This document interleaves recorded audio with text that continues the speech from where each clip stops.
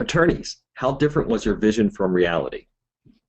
Welcome to this next episode of the 6-Minute Obsession, what we affectionately refer to as pain relief for the legal profession. My name is Dr. Mark Kosman. With me here is the host of your show, Robert Graff, attorney and coach to attorneys. So, Rob, what are we talking about? Visions, reality, what are we talking about here? We're talking about comparing your vision of what you thought it would be like working at a law firm to the reality of what it is like working at a law firm.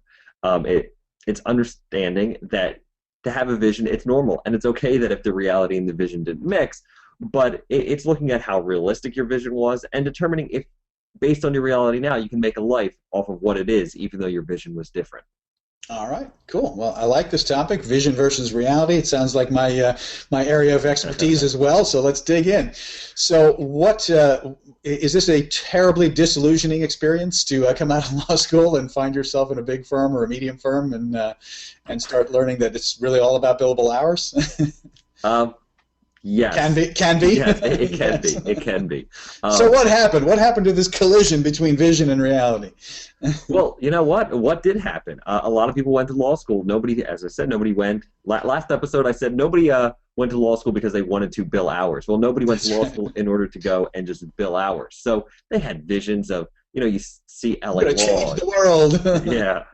You see LA law. You see nowadays, I guess, Suits. I don't watch any of these law shows, but you see LA Law on TV, and they're not doing any work on LA Law. Right, it's just hanging out, driving their BMWs, really seeing that. And a lot of people my age probably saw that as children as well and thought, hey, being a lawyer, you're going to go to school, you're going to work hard, but you're going to get out and you're going to make six figures, and you're going to be enjoying it, and you're going to be having lunches in the city, and you're going to be doing happy hours with your coworkers, and instead you're sitting behind a desk billing hours. Yeah, I mean, my vision of the world of law is that, it's because of TV shows and things like that, is it's all about, dramatic moments and really clever winning closing arguments, right? And then you learn that, your average attorney rarely ends up in a courtroom, right? I mean, right, yeah. At least not in front of, not making that grandstand moment, right? Mm-hmm.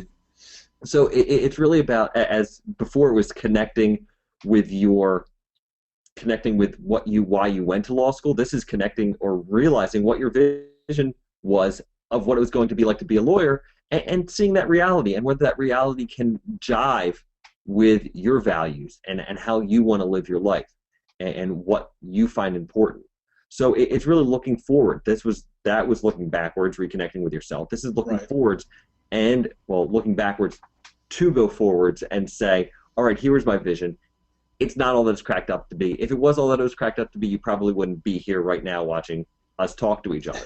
So it's about saying, hey, I can accept where I'm at, and I can move forward from there. And that's a lot of the work I do, is helping people recognize that they can be happy in their chosen career. They can be happy with the reality that's set forward because part of it has kept them there. Well, I like what you're saying too, because I mean, you're kind of level setting in the sense that it is a normal process, really, for everyone to have a certain amount of clash between vision and reality. I guess we call that maturity, right? I mean, is you get into the real world and understand how things really work. And most of us are coming from a place of being young and having an idealized version of what reality is going to be like, and that never happens. So there's a normalcy to the fact that I'm in this place. Now the question becomes: are you going to become mature and wise, or are you going to become jaded and bitter? Right? And unfortunately, many people go down that jaded and bitter path. Right, but we don't recommend that path in terms of the quality of your life. Because you can choose to not do that. You can choose, because you're choosing to become jaded and bitter at the same time too. And by making that choice, that's really, in the end, if you want that, that's great. But it's not helping you. It's not helping your health. It's not helping your family to have all that bitterness and to have all that anger pent up and stored up. So. Right, and I think that's the power of your second point here, which is, it's important to reflect on how realistic your vision was in the first place, because when you're hitting this choice point, it's like, am I going to keep focusing outside and be bitter that reality is not what I wanted it to be, or do I look inside and say, well, wait a minute, but I'm the one that brought the vision to the table. Reality is just reality. Now let me figure out where I was setting myself up for frustration, and let me see if I can now bring a new vision to the table that is going to fit within reality, right? I mean, we've all bought the cars before we won the lottery. Now, Now we got to nobody, pay the bills. yeah, nobody I hope has gone out and actually bought the cars. But if you did, then you're going to be very angry when you don't win the lottery. So it's about realizing and rationalizing, hey, this is okay. It's okay to not be 100% happy. It's okay to not live like they did on LA Law or like they do on Suits.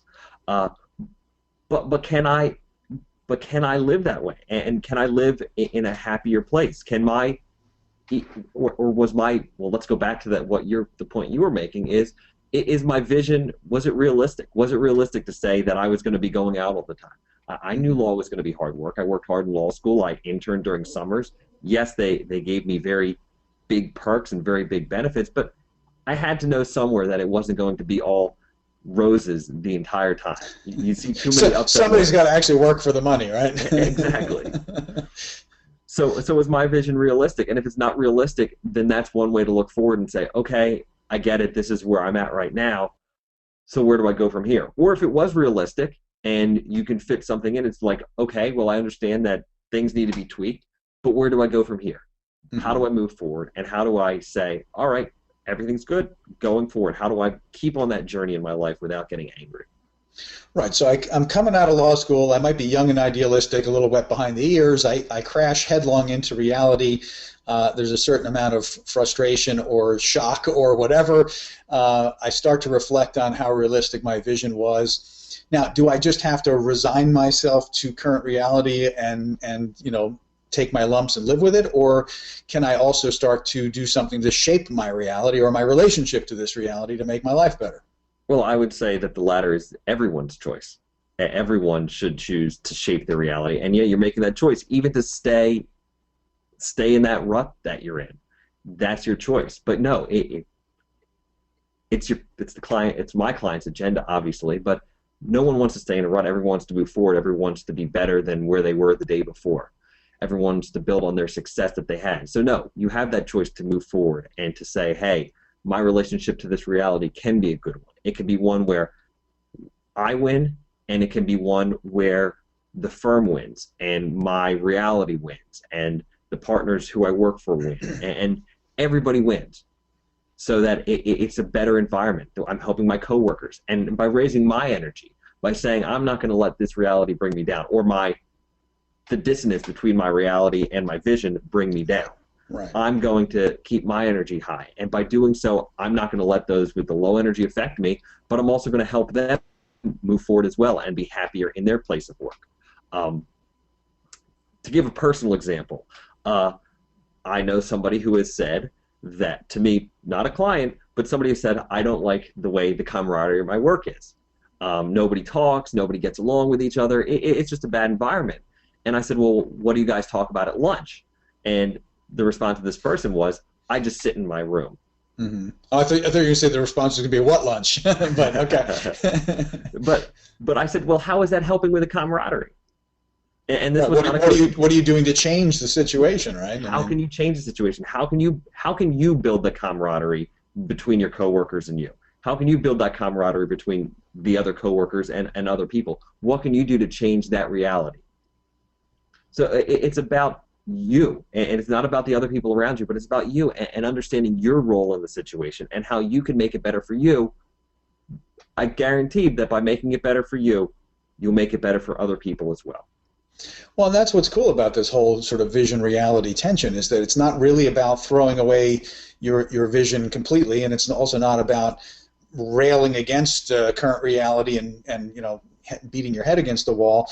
Somewhere in between is looking at my reality, maturing my vision, bringing my vision up to something that can fit reality, but then also trying to gently shape reality, and that is about empowerment. It's about mm-hmm. action, right? It's about my doing something about it, not just moaning about it. And this is part of the work that you do, right? I mean, this is the power of working with a coach, is that I have an environment where I can bring these issues to the table that I may not want to necessarily talk about with my coworkers or with my my supervisors at work. I can have a private space to work with a coach to explore vision versus reality, mm-hmm. but get down to where the rubber meets the road and start coming up with what can I actually do about it, right? How can I improve my sense of I don't know, what's the word I'm looking for? Satisfaction. Satisfaction, yes. I can't get no.